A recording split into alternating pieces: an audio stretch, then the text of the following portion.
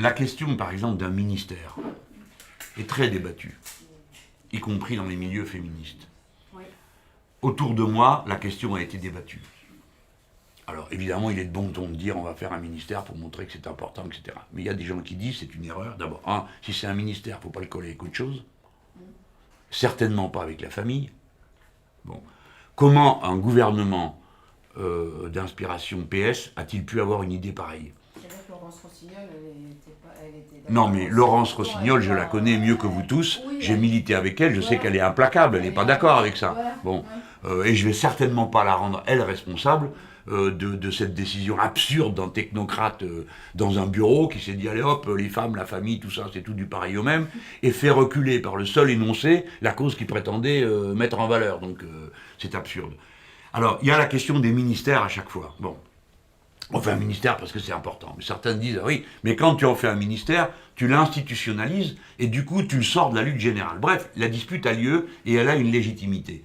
Mais moi, c'est toute l'action gouvernementale que je mets en cause. Le coût du ministère, je connais.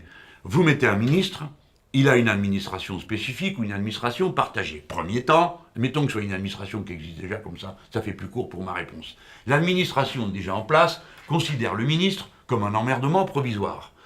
Donc, elle se demande comment elle va refiler ce qu'elle a préparé depuis des mois, parce qu'elle a réfléchi, puis après tout, c'est pour ça qu'on la paye, hein, et arriver à faire comprendre au ballot ou à la ballotte qui vient d'arriver où est la vraie vérité et la vraie bonne chose à faire, parce que de toute façon, nous, on y a pensé, et lui, il arrive. En effet, la haute administration a des raisons de se méfier. En général, le pouvoir s'organise de la manière suivante. Si vous êtes un spécialiste de l'éducation, vous êtes nommé ministre de la Poste. J'ai connu ça sous François Mitterrand.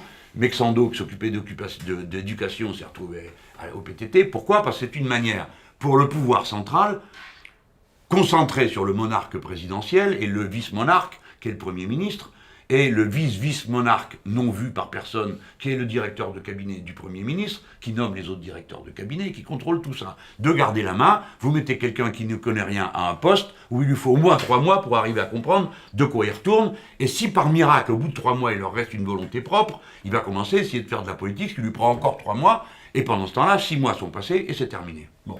Donc moi, toute cette mécanique, je la connais. Je l'ai éprouvée au niveau local, en étant élu local. Ensuite, au niveau départemental, en étant conseiller général dans une majorité, et j'ai été ministre. Donc je sais comment ça se passe. Donc je conteste beaucoup cette organisation pour un gouvernement de révolution citoyenne, comme seraient les gouvernements que j'aurais à constituer. Je ne vois pas pourquoi recommencer à faire des ministères avec le partage, évidemment, parce que ensuite ça vient en ligne de compte, hein, entre les partis, sous-groupes, et ainsi de suite.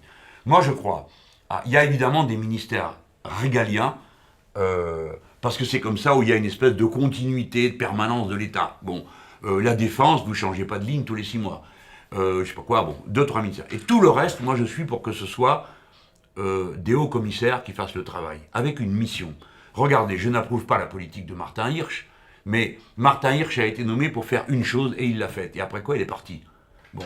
Et je pense qu'il faut briser la course au grade à l'intérieur d'un gouvernement. Parce que quand vous entrez au gouvernement, vous ne le savez pas, il y a une échelle de perroquet. Hein. Donc vous entrez au gouvernement, vous êtes combientième? C'est la première chose qu'on vous dit.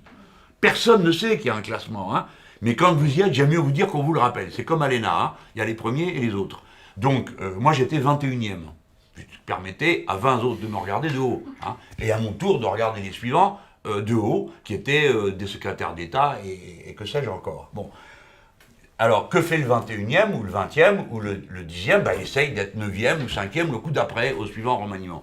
Tout ça, c'est la mentalité de la course à l'échalote, hein, terminé. Moi, je veux rompre avec ça. Des hauts commissaires, une mission. Tu as fait le boulot, tu l'as bien fait, on peut éventuellement t'en confier une autre. Mais sinon, tu rentres à la maison. Ça y est, tu as fait le boulot.